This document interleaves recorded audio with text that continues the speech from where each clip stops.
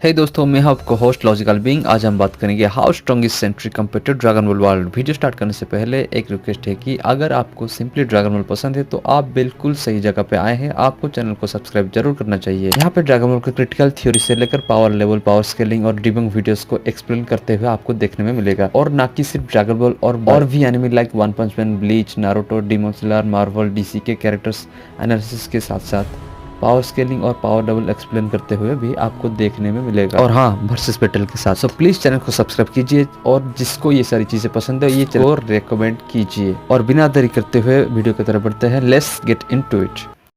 禅王様自ら消してしまわれるそうです。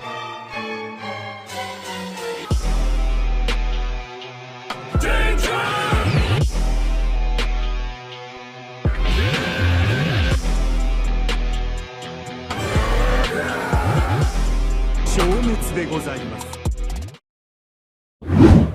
Sentry. Marvel के world में जब सुपर हीरोज का आइडिया खत्म हो रहा था तब एक कैरेक्टर इंट्रोड्यूस हुआ और ये कैरेक्टर इतना पॉपुलर हुआ कि इसको मार्वल का सुपरमैन कहने लगे। क्यों? Because of S symbol on his belly just like Superman. और ये मेरा भी फेवरेट कैरेक्टर है मार्वल के फ्रेंचाइज में। So how strong is he actually? जैसे कि आप सब जानते हैं, सेंट्री बेसिकली बहुत सारे सुपर हीरोज को हरा रहा था एक साथ, जैसे कि हल्क, थॉर और सबसे बड़ी बात तो वो मॉलिक्यूल मैन को भी हराया था। लेकिन इसी से स्टार्ट होती है कंट्रोवर्सी वाली बातें। क्यों? क्योंकि यहाँ पे बात आ गई है रियलिटी रैपिंग, मैटर मैनिपुलेशन की बात आ गई है। सेंट्री ने मॉलिक्यूल मैन को हराया था, इसका मतलब वो ओमनिवर्सल कैरेक्टर बन जाता है, मतलब आउटर वर्सल बन जाता है। तो क्या सच में वो बियॉन्ड आउटर वर्सल है, ओमनिवर्सल है? ना, बिल्कुल नहीं। 2 सेकंड में मैं आपका कन्फ्यूजन दूर करता हूँ। जैसे कि ये वाला मॉलिक्यूल मैन वो वाला मॉलिक्यूल मैन नहीं है जो कि ओमनिवर्स को पॉकेट बॉक्स में रख दिया था, मतलब एक छोटा सा डिब्बे में ओमनिवर्स को बंद कर दिया था और बियॉन्डर से लड़ा था। ये बात यहाँ पे डिबंग होती है कि बहुत सारे यूट्यूबर्स ये भी कहते हैं कि वो ओमनिवर्सल है, आउटर वर्सल है वगैरह वगैरह, लेकिन ये बात बिल्कुल झूठी है, आउटलायर है। तो फिर वो कितना स्ट्रॉन्ग हो सकता है? एक्चुअली स्टेटमेंट के हिसाब से उसका एक्चुअली फिजिकल स्ट्रेंथ होता है। एक्चुअली उसका फिजिकल स्ट्रेंथ माना गया है मिलियन एक्सप्लोडिंग सन, यानी मिलियन एक्सप्लोडिंग सुपरनोवा जितना है, जो कि सब उससे कहते हैं कि 10 लाख सूर्य एक साथ अगर फटता है तो जितना एनर्जी प्रोड्यूस होता है उसके बॉडी के अंदर है वो। तो दोस्तों, मिलियन एक्सप्लोडिंग सन यानी 10 लाख सूर्य अगर एक साथ फटते हैं तो इंस्टेंट रेडिएट कहाँ तक जाएगा? कम से कम सोलर सिस्टम प्लस तो जाएगा उसका instant radiation. Instant solar system wipe out इसे भी कह सकते हैं, या फिर सोलर सिस्टम प्लस भी कह सकते हैं। तो दोस्तों, स्पीड की अगर बात करें तो वो कम से कम billion to quadrillion time faster than light होता है। क्योंकि सेंट्री जिस वर्जन के थॉर को हरा रहा था वो कम से कम million to trillion time faster than light होता है, जो कि यूनिवर्स के एक छोर से दूसरे छोर में जाने के लिए उसको कुछ ही सेकंड लग रहा था। और बात रही हैक्स की, अगर हैक्स की अगर बात करें तो mind manipulation, insane regeneration ability उसके पास होता है। और एक बात कहना भूल गया, जो कि उसके पास है सबसे powerful form, all new Sentry उसको कहा जाता है। और रेगुलर सेंट्री के अंदर वॉइड नाम का एक एंटिटी भी होता है। तो ये सारी जो जितने भी अदर वर्जन ऑफ सेंट्री है, अदर फॉर्म्स ऑफ सेंट्री है, वो रेगुलर सेंट्री से वो कम से कम 10 to 15 times stronger, 50 times stronger होंगे। और दोस्तों, सेंट्री जो है वो रीजनरेशन कर सकता है सिंगल एटम से, मतलब गजब ही रीजनरेशन प्रोसेस है। और मैटर मैनिपुलेशन, माइंड मैनिपुलेशन के किंग है। तो दोस्तों, इतने सारे फीट्स के मालिक होने के बाद ड्रैगन बॉल पे ये कहाँ पे स्केल होता है?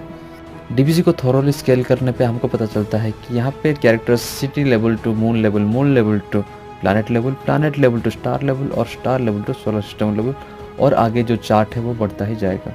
लेकिन क्या बेस गोकू सेंट्री को हरा सकता है? Not current base Goku, early Buu saga base Goku. Let's analyse. Speed feat की अगर बात करें तो बेस गोकू जो कि कायोसिन प्लैनेट से हेवन और हेल में कुछ ही सेकंड में पहुंच जाता है, जो कि कई सारे यूनिवर्स को कुछ ही मिनट में या फिर कुछ ही सेकंड में क्रॉस कर जाता है। इसका मतलब वो क्विंटिलियंस टाइम फास्टर देन लाइट होता है। और वहाँ पे पाइकॉन था जो कि सेल को एक ही झटके में नॉकआउट कर देता है, और वो सेल जो कि easily solar system plus character होता है, और उसी पाइकॉन को गोकू बेस फॉर्म में टो टू टो टक्कर दे रहा था। तो आप समझ जाओ। बट सेंट्री क्या इंसेन रीजनरेशन एबिलिटी है? क्या डीबीजी वॉरियर्स उसको मार पाएंगे? मतलब क्या एटॉमिक लेवल हीट या फिर डिस्ट्रक्शन जनरेट कर पाएंगे? यस, बिल्कुल कर पाएंगे। और आप लोग सोच रहे होंगे कि मैं हकाई की बात कर रहा हूँ, राइट? वेल ना, बहुत ही दूर चले गए भाई तुम लोग। एंडिंग ऑफ ड्रैगन बॉल या beginning of Dragon Ball G में characters cellular level to molecular level और molecular level to atomic level तक डिस्ट्रक्शन कर सकते थे, और more powerful ki user can even destroy the atomic level to Planck's constant level. Isn't it interesting. और अब बात करते हैं मैटर मैनिपुलेशन की। मैटर मैनिपुलेशन पे अगर आपका की ओपोनेंट से ज़्यादा होता है तो आप मैटर मैनिपुलेशन को रेजिस्टेंस कर सकते हो, जैसे कि वुहान वर्सेस वेजिटो में। सिंपल लॉजिक, ये होता है ड्रैगन बॉल जी का लॉजिक। ड्रैगन बॉल जी इसी लॉजिक से चलता है। तो दोस्तों ओवरऑल ये कैरेक्टर कहाँ पे फिट होता है, कहाँ पे स्केल होता है ड्रैगन बॉल जी के हिसाब से? कहा जाए तो बू आर्क का नीचे। हाँ, तो दोस्तों ये सारी जो बातें मैंने बताई आपको कैसा लगा मुझे कमेंट करके बताइए। तो ये रहा आपका पूरा स्केलिंग, मैंने बता दिया कि how strong is Sentry compare to Dragon Ball world. और कुछ डिस्कस करना चाहते हो तो डिस्कॉर्ड और इंस्टा का लिंक डिस्क्रिप्शन बॉक्स पे है, और वीडियो को शेयर कीजिए अपने दोस्तों के साथ। और हाँ, 500 सब्सक्राइबर पे एक इंटरेस्टिंग अनाउंसमेंट करने वाला हूँ, इसलिए जल्दी 500 सब्सक्राइबर करवा दो। तब तक के लिए मैं मिलता हूँ न्यू वीडियो पे। आरिगातो गोजाइमासु, बाय बाय।